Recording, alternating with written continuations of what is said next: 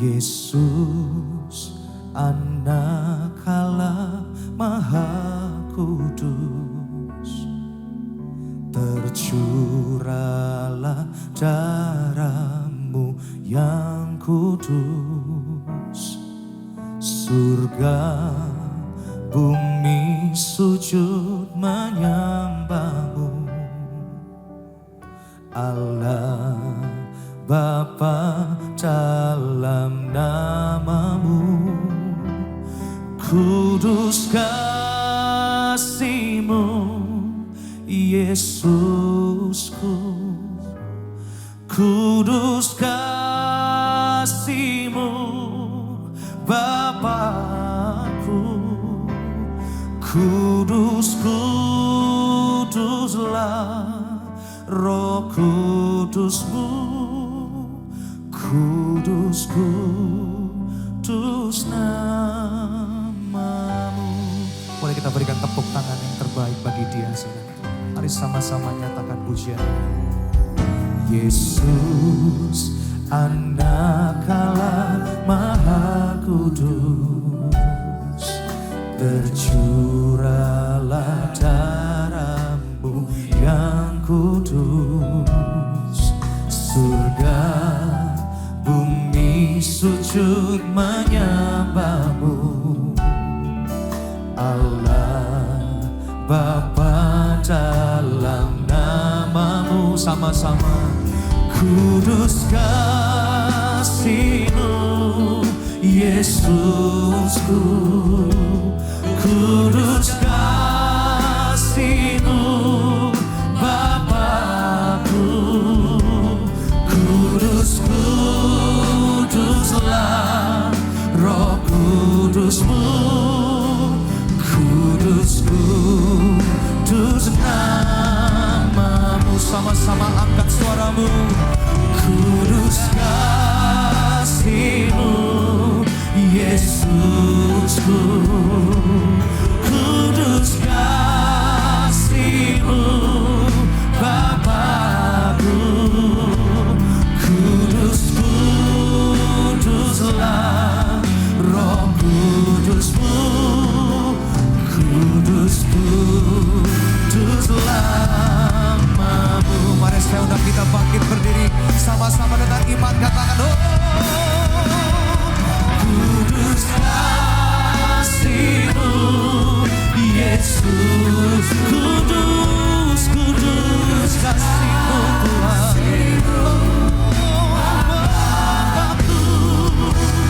Kudus, kuduslah Roh Kudus-Mu, kudus, kudus.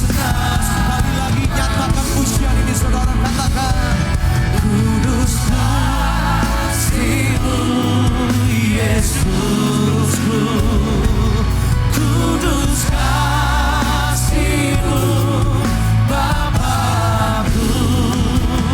Kudus, kuduslah Roh Kudus-Mu, kudus, kudus nama-Mu, kudus nama-Mu, kudus, kudus nama-Mu. Sama-sama katakan kudus, kudus nama-Mu.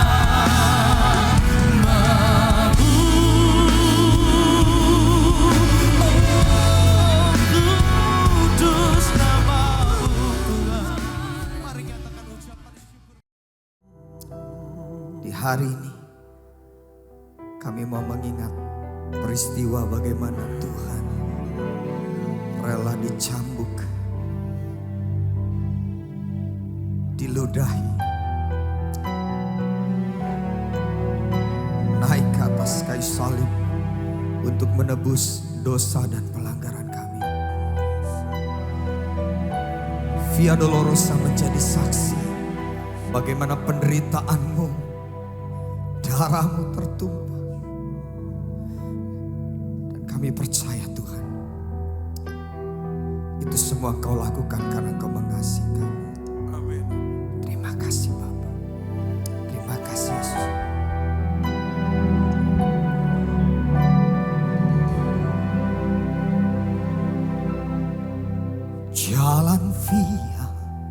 Dolorosa saat di Yerusalem, seorang tak berdosa disalibkan,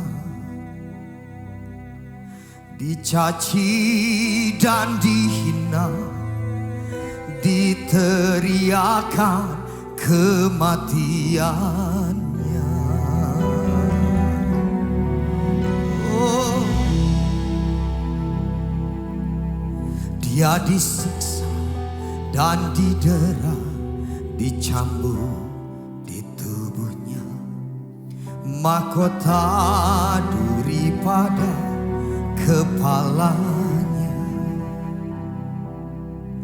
dipikulnya salibnya, dia melangkah menuju Kalvari. Jalan Via Dolorosa, jalan penderitaan. Yesus Kristus domba Allah disalib. Dia memilih disalib, bukti kasih pada kita. Karena kita, dia serahkan dirinya di Kalvari.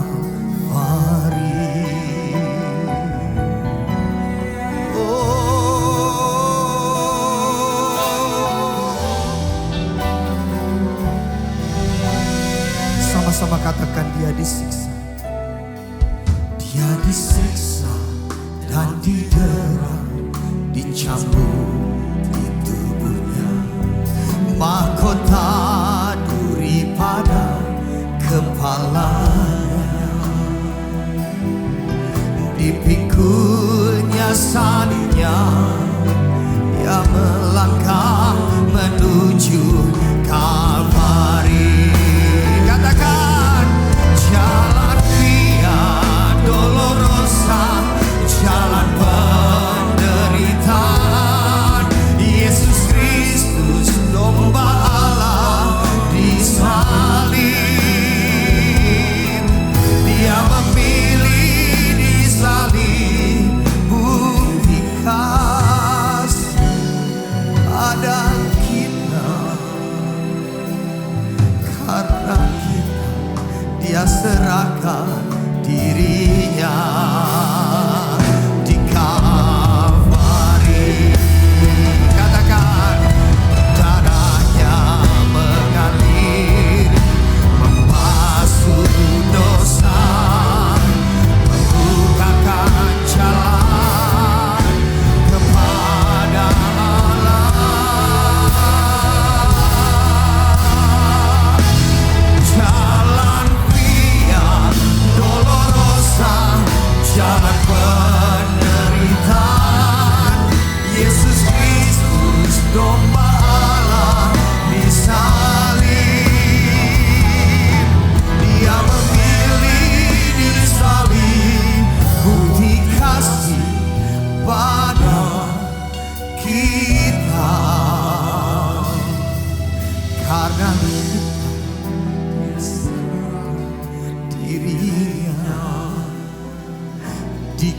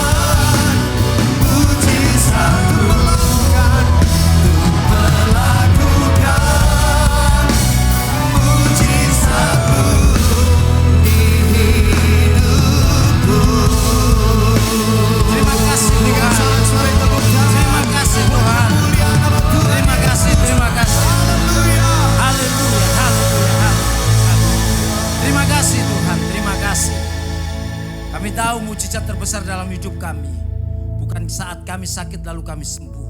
Bukan saat kami dalam problem permasalahan lalu kami dapat jalan keluar. Tetapi ketika kami ketemu dengan yang namanya problem dosa. Dan akhirnya kami melihat ada penebusan untuk dosa kami.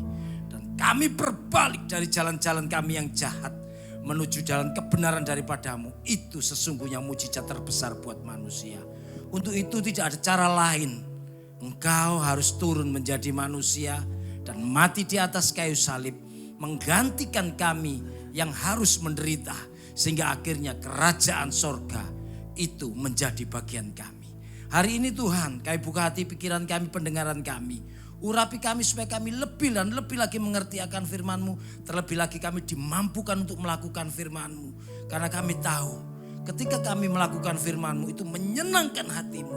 Melebihi dari persembahan yang mampu kami berikan. Melebihi pujian yang mampu kami naikkan. Dan kami percaya dalam hidup kami ada tanggung jawab juga. Buat orang-orang yang belum mengenal Tuhan. Kami wajib menceritakan tentang kebaikan Tuhan kepada setiap orang yang berjumpa dengan kami. Supaya mereka juga memiliki pengharapan seperti kami. Supaya mereka juga memiliki jalan keluar untuk problem dosa seperti kami. Supaya mereka juga memiliki kewarisan kerajaan surga seperti kami juga. Kami sambut kebenaran firman-Mu di dalam nama Yesus Kristus Tuhan. Haleluya. Amin. Silakan duduk Bapak Ibu semuanya. Shalom, selamat siang. Puji Tuhan, hari ini luar biasa. Banyak dunia belum bisa menerima Yesus Kristus itu sebagai Tuhan. Bahkan sampai akhirnya bermacam-macam cerita itu muncul di permukaan. Salah satunya Yesus itu tidak mati, Yesus itu tidak disalib. Tapi satu hal yang kita tahu, hari ini seluruh dunia lagi off. Karena memperingati wafatnya Isa Al-Masih. Bukankah itu sesuatu pertanda buat kita bahwa kita di akhir zaman ini ayo lebih lagi mendekat kepada Tuhan. Karena memang hanya Tuhan satu-satunya juru selamat kita. Dan ingatlah bahwa cerita tentang salib dan karya penebusan Tuhan ini skenarionya itu Tuhan sendiri yang bikin. Ceritanya itu Tuhan sendiri yang buat sehingga akhirnya hari-hari ini kita ini tidak ada cara lain dan tidak ada metode-metode lain supaya kita ini beroleh selamat kecuali di dalam nama Yesus Kristus Tuhan. Kita boleh belajar dari kebenaran firman Tuhan. Hari ini bisa dibantu PowerPoint-nya. Puji Tuhan.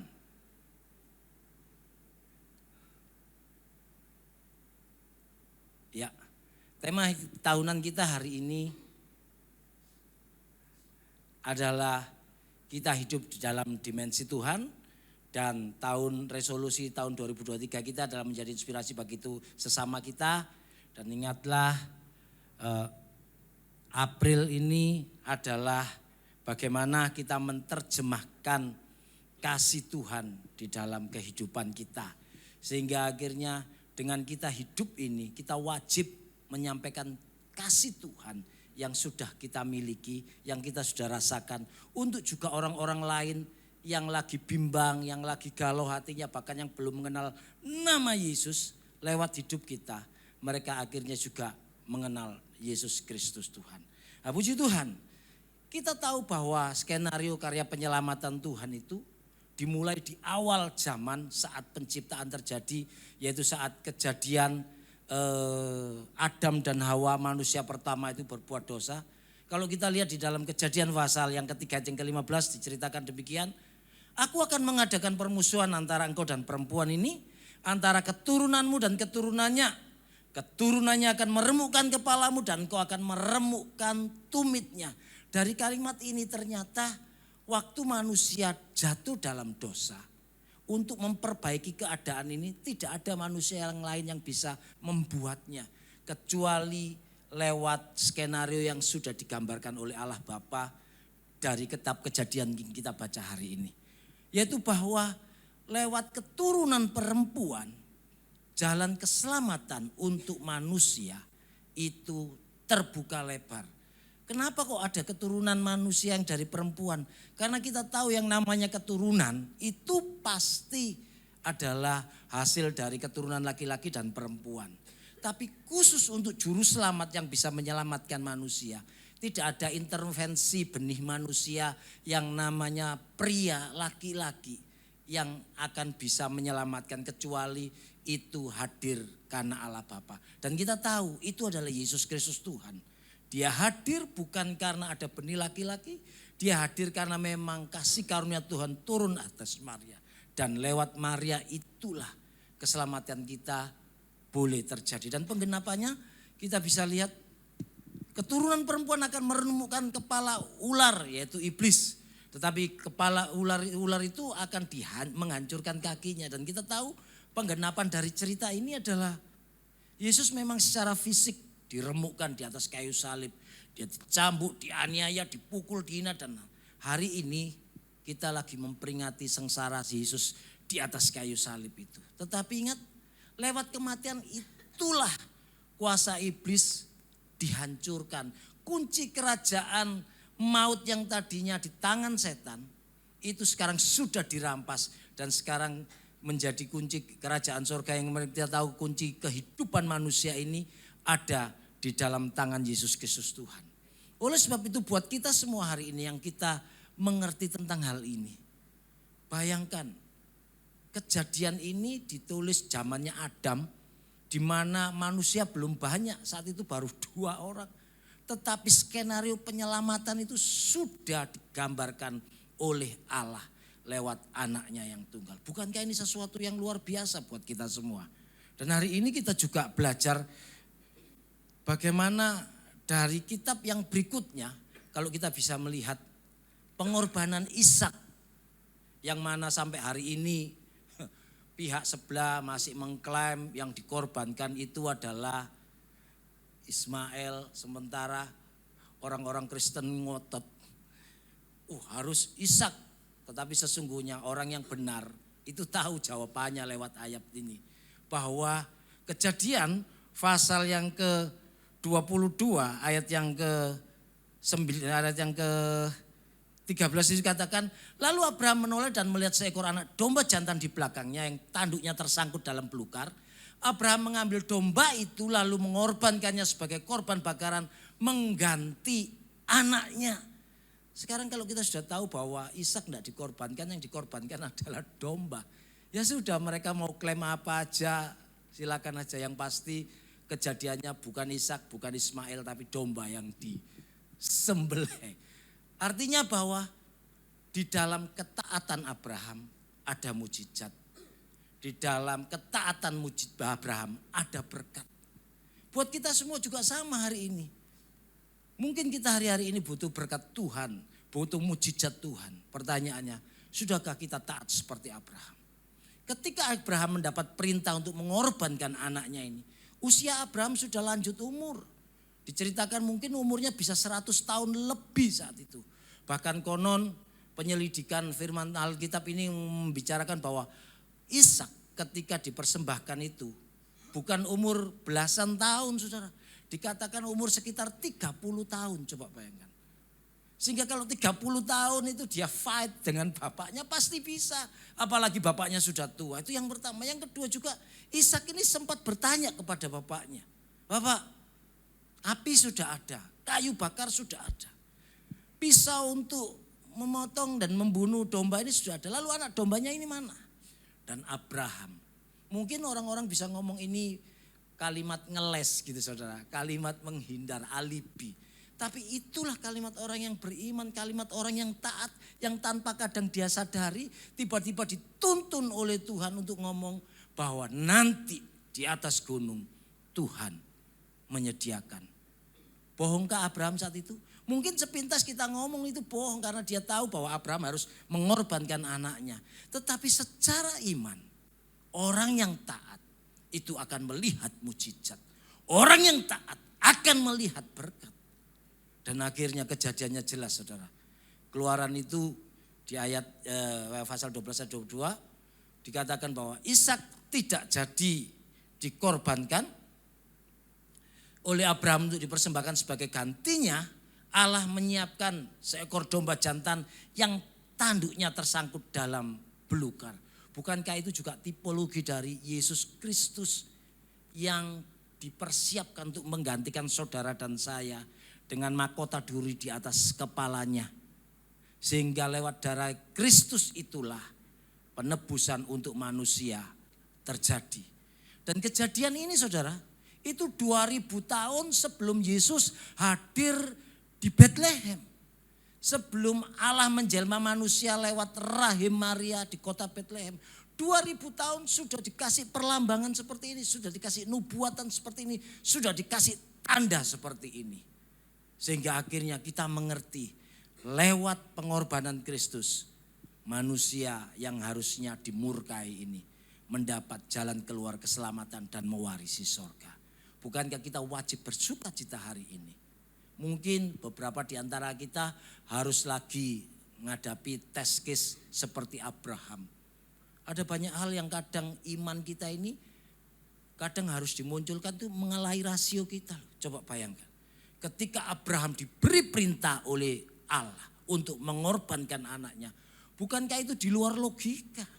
Bahkan mungkin kalau dia omongkan ke teman-temannya, ke sanak saudaranya. Mungkin semua akan ngomong, Abraham kamu ini punya Allah enggak baik. Kamu ini punya Allah kok enggak cocok begini. Kenapa anak yang diidam-idamkan malah diminta dan caranya harus dikorbankan lagi. Tapi sekali lagi dalam ketaatan ada berkat. Dalam ketaatan ada mujizat. Sekarang kita adalah taatlah kepada setiap firman yang kita dengar. Mungkin kadang harus melawan rasio kita.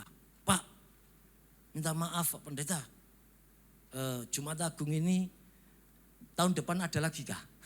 Kenapa? Ini Pak, aku ini hari ini ada panggilan untuk menyelesaikan kontrak-kontrakku, deal-dealku.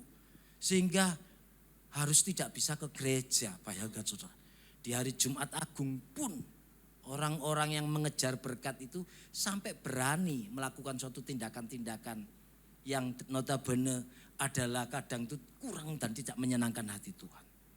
Tetapi dia ngomong alibinya begini loh, Pak, kesempatan itu kan cuma sekali. Kesempatan tidak pernah datang 2 kali. Dia lupa bahwa sesungguhnya berkat Tuhan yang menjadikan kaya. Susah payah kita itu sedetik pun, setetes pun tidak akan pernah menambahi dari setiap berkat yang ada. Karena kadang ukuran berkat itu adalah menurut kita banyaknya rekening bank, banyaknya uang, banyaknya tabungan, banyaknya aset, banyaknya investasi kita. Sementara kita lupa berapa banyak juga kebocoran terjadi dalam hidup kita. Ada yang ditipu orang, ada yang rugi, ada yang terbakar, ada yang dimakan pegawai dan makin sebagainya. Sehingga akhirnya buat apa kalau gitu kita seperti ini? Taatlah, karena di dalam taat kita melihat berkat. Di dalam taat kita akan melihat mujizat. 2000 tahun sebelum kejadian Yesus di atas kayu salib, tanda ini sudah terjadi. Bahkan tidak cukup sampai di zamannya Abraham, kita bisa melihat juga Paskah Israel. Di mana Paskah itu adalah memperingati Israel keluar dari Mesir menuju tanah Kanaan. Dan Paskah itu ditulis di dalam Keluaran pasal 12 ayat yang 22. Kemudian kamu harus mengambil seikat hisop dan mencelupkannya ke dalam darah yang ada dalam sebuah pasu. Dan darah itu harus disapukan pada ambang atas dan pada kedua tiang pintu. Seorang pun dari kamu tidak boleh keluar dari pintu rumahnya sampai pagi. Ini skenario keselamatan untuk bangsa Israel saat itu ketika tulah yang ke-10 sedang akan melanda Mesir. Dikatakan bahwa siapapun yang punya anak sulung Israel harus rumahnya ini dikasih tanda darah dari anak domba. Supaya kalau malaikat maut itu datang dan melawat seluruh Mesir itu, kalau ada tanda darah dalam rumah itu, diluputkanlah kematian dari rumah itu. Hal ini juga penggenapannya sama dengan kita. Kalau kita lihat bahwa peristiwa Paskah di dalam Keluaran pasal yang ke-12, 21, 28 itu dicatat bahwa Allah meluputkan anak sulung orang Israel. Tetapi anak sulung orang Mesir binasa. Untuk itu orang Israel wajib harus menyembelih domba Paskah dan mengoleskan darahnya pada ambang-ambang pintu rumahnya. Hari ini juga sama buat kita. Ada banyak orang ketika bercerita tentang antikris, bercerita tentang akhir zaman, bercerita tentang setan. Mereka ini sampai bingung mencari yang namanya tanda-tanda antikris. Mereka selidiki macam-macam, tanda-tanda macam-macam, barcode dan lain sebagainya. Jangan-jangan ada tanda 666, jangan-jangan nanti ada yang dimasukkan lewat chip dan lain sebagainya. Mereka semuanya lagi belajar, bahkan diseminarkan, dilokakaryakan, di KKR-kan, di gereja. Tapi lupa untuk melihat sudah adakah tanda darah Yesus ada dalam hidup kita. Tanda keselamatan Yesus ada dalam hidup kita. Sehingga kapanpun masalah datang, kapanpun kesusahan datang, kita tahu ketika kita memiliki tanda Kristus itu, kita adalah orang-orang yang menjadi bagian yang diselamatkan. Tidak ada cara manusia bisa menyelamatkan kita. Saudara punya ijazah dengan gelar sepanjang kereta api, profesor, doktor, kabilator, bocor mungkin, saking panjangnya saudara. Saudara punya uang demikian banyak-banyaknya, sampai firman Tuhan pernah nulis, ada anak muda kaya, dia tinggal ngomong, "Hei jiwaku ada padamu, hari ini uang yang berlimpah-limpah, bersenang-senanglah." Tapi begitu pemilik kehidupan ngomong, "Hari ini go home, balik." Pada siapa uang itu akan diberikan? Artinya bahwa tidak ada kemampuan manusia, tidak ada kegiatan manusia yang bisa membuat kita ini selamat, kecuali lewat tanda darah Yesus Kristus yang disalibkan. Dan itu juga harus ada di hati kita. Dan bersyukurlah saudara dan saya, hari ini saudara menjadi bagian dari orang-orang yang mengerti karya kepenebusan itu. Dan di luar sana masih banyak orang yang harus mendengar hal ini. Amal ibadah perbuatan baik tidak akan pernah menyelesaikan masalah dosa dan pelanggaran kita. Hanya lewat darah Yesus. Makanya di situ dikatakan penggenapannya, Yesus sebagai anak domba Allah dikorbankan dengan dibunuh pada malam menjelang Paskah Yahudi. Darahnya teroles pada palang kayu salib sebagai penebus dosa umat manusia. Hari ini kita semua kan lagi menunggu datangnya Mesias yang kedua kali. Datang yang kedua kali itu pun ada dua macam, saudara, dua versi datang yang kedua kali. Versi yang pertama, dia datang di awan-awan, lalu kita semua ini rapture, naik ke awan-awan. Lalu setelah itu kedatangan yang kedua, versi yang kedua, dia akan turunkan kakinya di bukit Zaitun yang ada di Israel itu. Dan saat itulah dia akan memimpin dunia dalam kerajaan 1000 tahun. Nah buat saya itu kepingin kedatangan Tuhan yang kedua kali. Tapi yang versi pertama, berjumpa dengan dia di awan-awan kalau boleh saudara. Sehingga kita semua rapture bersama, lalu ketika kita ini bersama-sama dengan Tuhan menjejakkan kaki di Bukit Zaitun, saya berharap saudara dan saya bukan jadi bagian orang yang melihat, tapi menjadi bagian orang yang mengiring Tuhan juga turun di Bukit Zaitun itu.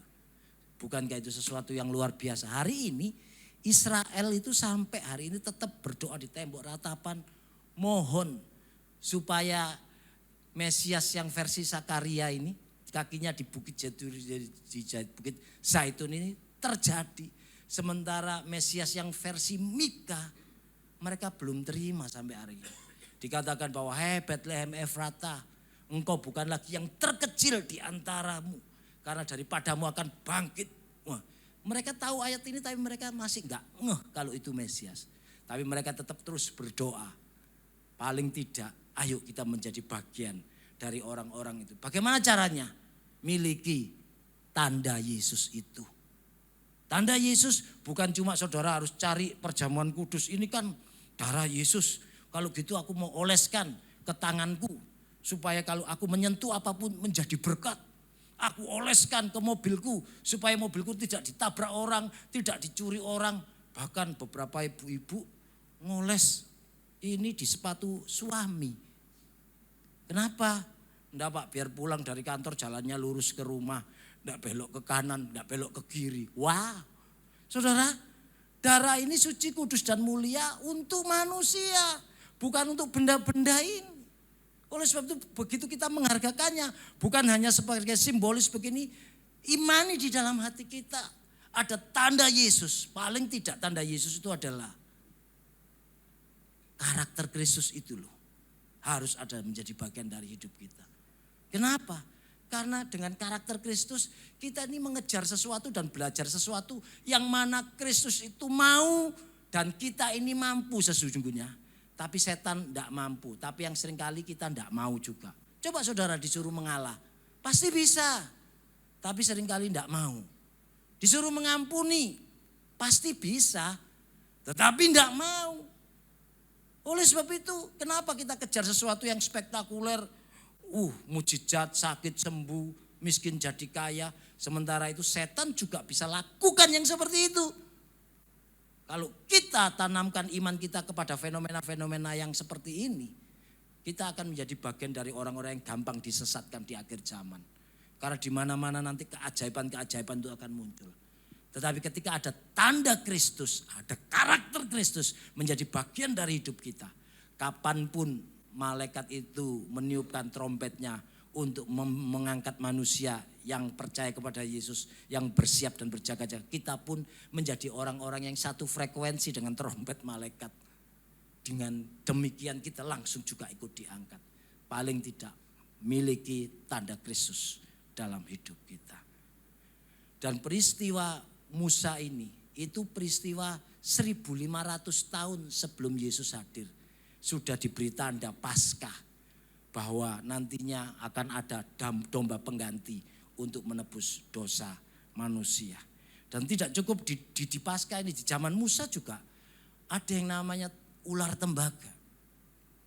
Ular tembaga ini saudara bisa baca di dalam Bilangan pasal yang ke-21 ayat 8 dan 9. Maka berfirmanlah Tuhan kepada Musa, buatlah ular tedung dan taruhlah itu pada sebuah tiang. Maka setiap orang yang terpagut jika ia melihatnya akan tetap hidup. Lalu Musa membuat ular tembaga dan menaruhnya pada sebuah tiang. Maka jika seorang yang dipakut ular dan ia memandang kepada ular tembaga itu, tetaplah ia hidup. Kejadiannya ini adalah ketika bangsa Israel keluar dari Mesir menuju tanah Kanaan. Dan itu jutaan jumlahnya orang. Sementara mereka ini keluar ini penyertaan Tuhan yang lewat mujizat begitu limpah atas hidup mereka. Mereka buka mata bangun tidur, di depan mereka mana itu roti sorga sudah siap, tinggal ambil aja. Asal tidak kesiangan mereka. Kalau kesiangan mana itu cair karena kena matahari. Tapi kalau tidak mereka tinggal ambil. Nah, kecuali saudara menjadi bagian dari orang yang bangsawan. Bangsa dari orang yang tangini awan-awan, pemalas. Saudara tidak akan terima berkat. Artinya ini bahwa kapanpun asal kita mau berusaha, mana itu akan menjadi bagian hidup kita. Tidak luput dari itu, sore-sore juga menjelang mau mereka istirahat. Burung-burung itu diizinkan terbang sehasta tingginya dari tanah. Coba bayangkan. Langsung tinggal ambil aja, ntar itu burung dara goreng atau apalah itu. Itu menjadi bagian bangsa Israel. Tidak cukup sampai di situ. Kalau siang hari panas, yang namanya awan penyertaan Tuhan itu melingkupi seluruh perkemahan orang Israel. Dan kalau malam dingin, tiang awan itu berubah menjadi obor api. Tiang api yang membuat hangat seluruh orang Israel perkemahannya itu. Bahkan firman Tuhan menulis, 40 tahun mereka mengembara. Kasut mereka tidak menjadi rusak. Baju mereka tidak menjadi rusak. Coba bayangkan. Tapi kenyataannya orang yang limpah mujizat. Orang yang bergelimangkan dengan mujizat itu. Yang gol masuk Kanaan berapa orang? Dari jutaan itu. Cuman 2. Joshua dan Kaleb aja. Artinya bahwa mujizat tidak akan pernah bisa membawa orang itu mendekat kepada Tuhan. Tapi ini malah gara-gara mujizat itu sementara mulutnya penuh makanan. Sementara tangan kiri kanan pegang berkat. Mereka bersungut kepada Musa. Musa, tidak ada kuburan di Mesir. Kamu bawa kita putar-putar ke padang pasir ini. Saudara tahu. Gara-gara tidak bersyukur. Gara-gara bersungut-sungut. Ular berbisa diizinkan Tuhan muncul. Dan akhirnya banyak orang yang binasa. Sementara mereka limpah dengan berkat. Kenapa? Karena hatinya tidak pernah bersyukur. Karena hatinya tidak pernah berterima kasih. Bagaimana dengan kita hari-hari ini? Pak, bagaimana kita bersyukur Pak? Rumah aja masih ngontrak. Bagaimana bersyukur Pak? Kerja aja sementara masih jadi tenaga outsourcing, belum pegawai tetap. Sekali lagi, kalau kita cuma ngukur dari yang sekedar, ngukur dari yang cuma bernilai fana ini sementara kita di dunia ya terlalu banyak memang penderitaan-penderitaan kita semuanya ini. Tapi paling tidak cobalah kita lihat dari sisi sorganya yang sudah menjadi bagian kita. Sorganya yang adalah kita ini pewarisnya. Tidak ada lagi alasan buat kita untuk tidak bersyukur lagi. Coba bayangkan saudara orang-orang di luar-luar sana. Mungkin mereka buka mata, tutup mata, semuanya limpah dengan berkat. Tapi kenyataannya sungguhkah surga menjadi bagian dari hidup mereka? Sementara kita sabar, tunggu sebentar aja.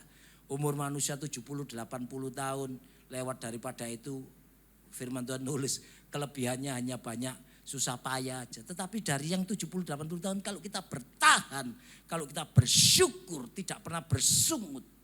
Ingat, kita menjadi bagian pewaris surga. Kalau tidak, kita akan dapat problem masalah seperti ini. Penggenapannya saudara, kita bisa lihat bahwa dan sama seperti manusia, Musa meninggikan ular di padang gurun. Demikian juga anak manusia yaitu Yesus Kristus harus ditinggikan supaya setiap orang yang percaya kepadanya beroleh hidup yang kekal.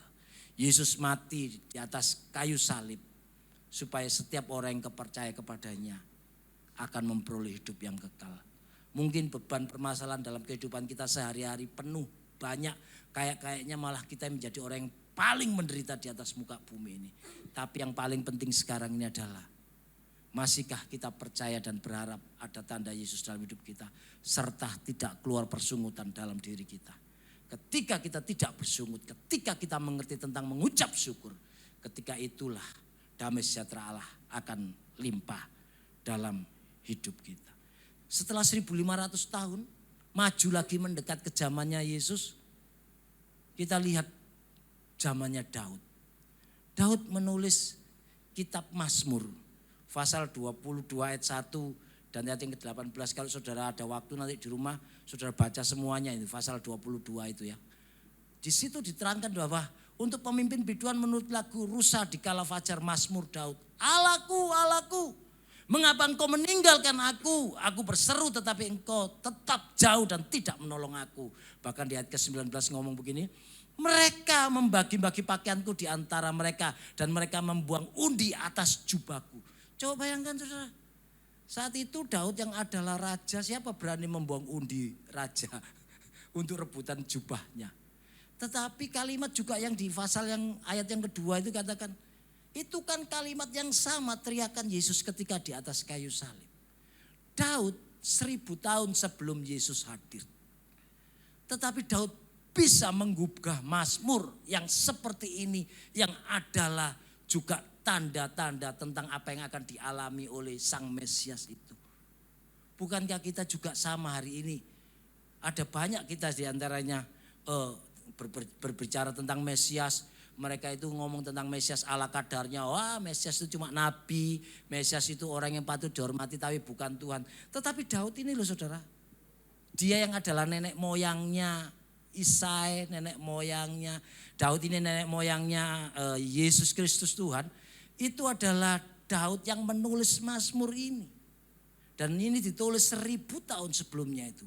Dan kita tahu ternyata penggenapannya di dalam Yohanes pasal yang 19 ayat yang ke-24. Kalimatnya jelas. Karena itu mereka berkata seorang kepada yang lain. Ini tentara saudara. Yang lagi mukulin Yesus itu loh. Mereka rebutan jubah Yesus, dikatakan janganlah kita membaginya menjadi beberapa potong. Tetapi baiklah kita membuang undi untuk menentukan siapa yang akan mendapatkannya. Dan itu tergenapi ketika Yesus di atas kayu salib. Jubah yang kudus itu dibuat orang jadi tidak berharga. Hanya gara-gara mereka rebutan. Tapi semua itu karena untuk menggenapi firman Tuhan. Daud yang adalah nenek moyangnya, tapi Daudlah yang mengubah Mazmur itu menjadi persis kalimat-kalimat daripada Mesias ketika tergantung di atas kayu salib itu. Dan sebagai yang terakhir, kita bisa maju lagi 600 tahun sebelum zamannya Yesus, yaitu zaman Nabi Yesaya. Yesaya menulis di pasal 53 itu saudara bisa baca mulai dari ayat 1 sampai dan seterusnya itu. Saya petik-petik ini aja dikatakan ayat yang kelima. Tetapi dia tertikam oleh pemberontakan kita. Dia diremukkan oleh kejahatan kita. Ganjaran yang mendatangkan keselamatan bagi kita ditimpakan kepadanya. Dan oleh bilur-bilurnya kita sembuh. Ayat 7. Dia dianiaya tetapi dia membiarkan dirinya ditindas dan tidak membuka mulutnya. Seperti anak domba yang dibawa ke pembantaian. Coba bayangkan saudara. Kalau kita hari ini ngeklaim diri pengikut Kristus. Paling tidak seperti tulisan Yesaya ini menginspirasi kita. Bisakah ketika hak-hak kita, ketika apa yang menjadi bagian kita, ternyata kita tidak memperolehnya tapi orang lain yang merampasnya. Baik dengan cara halus, baik dengan cara menipu atau dengan cara kekerasan dan dengan cara kasar. Tetapi tidak keluar keluhan dari mulutnya. Hari ini siapapun kita hidup di atas muka bumi yang sama pasti mengalami bermacam-macam gangguan. Pasti mengalami bermacam-macam juga tekanan. Apalagi kalau orang tahu bahwa kita ini adalah orang-orang Kristen sendiri. Tetapi seperti tema kita bahwa kita harus menyatakan kasih Allah lewat perbuatan kita. Yesus yang adalah inspirasi kita. Biar kiranya juga kita menjadi inspirasi buat sesama lewat apa yang sudah Yesus teladankan dalam hidup kita. Supaya kehidupan Yesus itu boleh menjadi bagian dari hidup kita. Bahkan di ayat yang selanjutnya juga orang menempatkan kuburan di antara orang-orang fasik dan dalam hatinya ia ada di antara penjahat-penjahat. Tergantung di antara penjahat-penjahat yang di kanan kiri itu. Sekalipun ia tidak berbuat jahat. Bisakah hal ini juga menginspirasi kita ketika kita dirugikan orang? Masihkah kita bisa terima?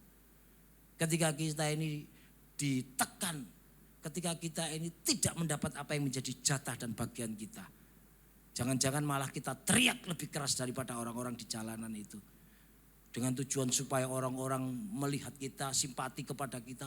Kita lupa untuk mencari simpati Tuhan. Kita lupa untuk minta supaya Tuhan yang melihat kita. Malah kita mengumpulkan orang-orang di sekitar kita. Sungguh sangat disayangkan kalau kita melakukan yang seperti itu. Di ayat berikutnya, ayat yang ke-12 katakan demikian. Sebab itu aku Allah Bapa sendiri akan membagikan kepadanya hambanya ini loh. Yang kita tahu Yesus Kristus Mesias itu. Orang-orang besar sebagai rampasan. Dan ia akan memperoleh orang-orang kuat sebagai jaraan. Yaitu sebagai ganti karena ia telah menyerahkan nyawanya ke dalam maut. Dan karena ia terhitung di antara pemberontak-berontak. Sekalipun ia menanggung dosa banyak orang. Dan berdoa untuk pemberontak-pemberontak itu. Coba bayangkan. Bisakah kita juga mendoakan orang-orang yang menganiaya kita, orang-orang yang merugikan kita, orang-orang yang mensolimi kita. Penggenapan dari ini semua, kita tahu bahwa Yesus Kristus yang tidak bersalah dan tidak berdosa, tetapi disiksa dan dibunuh sebagai korban penebus dosa, supaya yang percaya kepadanya mendapat keselamatan. Dan biarlah kita yang sudah menerima keselamatan ini juga kita menyampaikan kepada orang lain. Kita mencontohkan bagaimana langkah terakhir Yesus ketika Via Dolorosa itu tidak ada satupun mujizat yang terjadi. Bahkan ketika dia teriak kepada Bapaknya pun surga rasa-rasanya tertutup untuk dia. Sehingga akhirnya dia harus mati. Tetapi di balik kematiannya itu kemenangan menjadi bagian setiap orang yang percaya kepadanya. Hari Minggu besok kita akan merayakannya bagaimana Yesus yang mati itu. Yesus yang bangkit juga dari antara kematian akan membangkitkan kita semua orang-orang yang percaya kepadanya. Tundukkan kepala, kita akan berdoa.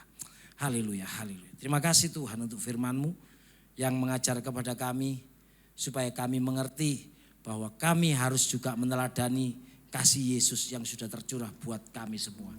Tuhan, kami juga berdoa untuk persembahan dari umat-Mu dan jemaat. Kiranya Tuhan menerimanya menjadi dupa yang harum di hadapan Tuhan.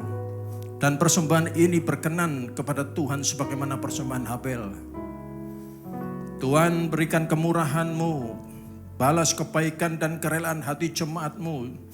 Jaga dan lindungi mereka, pelihara mereka, beserta keluarga, pekerjaan dan kesehatan mereka semuanya. Mari saudara dekapkan tangan di dada. Kita mau terima berkat Tuhan, jagalah hatimu dengan segala kewaspadaan.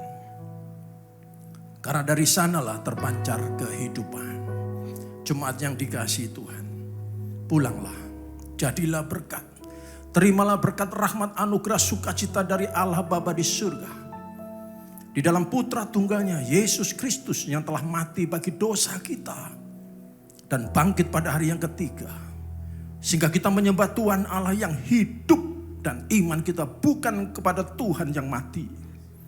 Dia naik ke surga, menyediakan rumah bagi kita. Sehingga kita punya pengharapan yang pasti.